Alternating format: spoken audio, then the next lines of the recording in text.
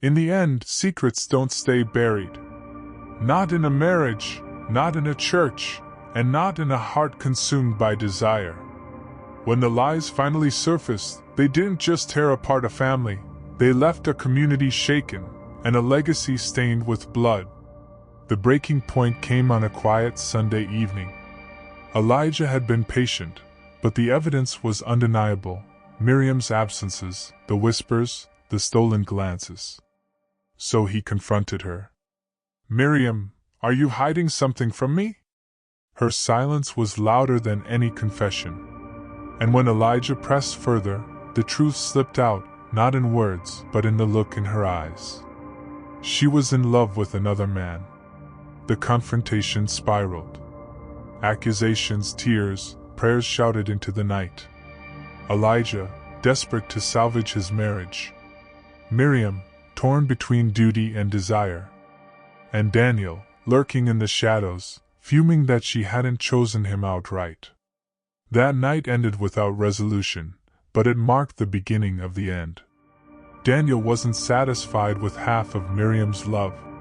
Consumed by obsession, he began pushing her toward an ultimatum. "Leave him, or lose me forever." Miriam was trapped. She didn't want to destroy her family.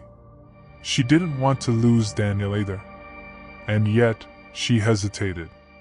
That hesitation festered into rage inside Daniel. What began as passion was now turning into possession. And possession, in the wrong heart, becomes dangerous. It was no longer about love.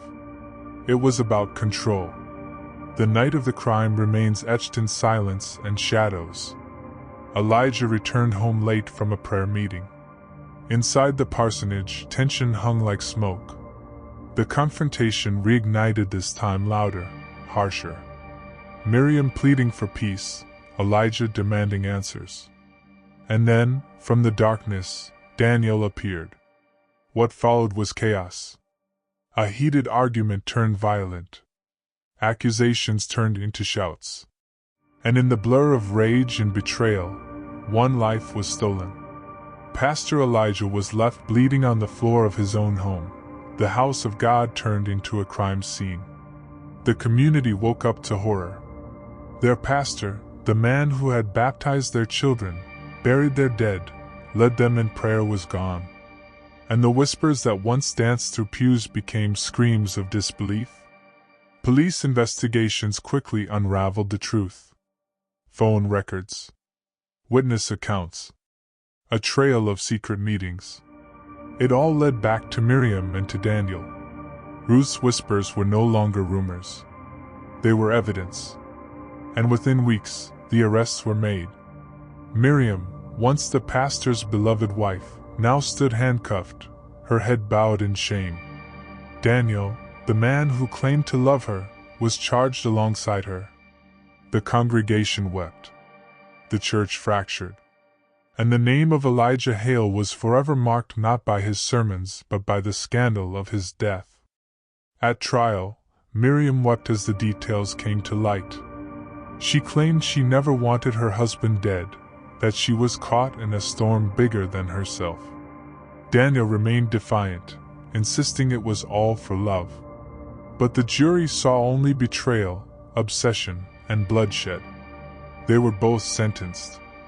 And the church that once celebrated their love story became the graveyard of it. In the aftermath, some asked, was Miriam a victim of passion, or a willing accomplice? Was Daniel a misguided lover, or a predator who preyed on weakness? And Elijah, a man of God, was he blinded by faith until it was too late? These questions linger still. Because in the end, the story of Miriam and Elijah is not just about love. It's about how love, twisted by secrecy and obsession, can destroy everything it touches. They called it a crime of passion.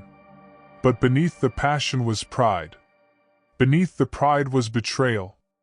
And beneath it all was a hollow home, where love once lived but never truly survived.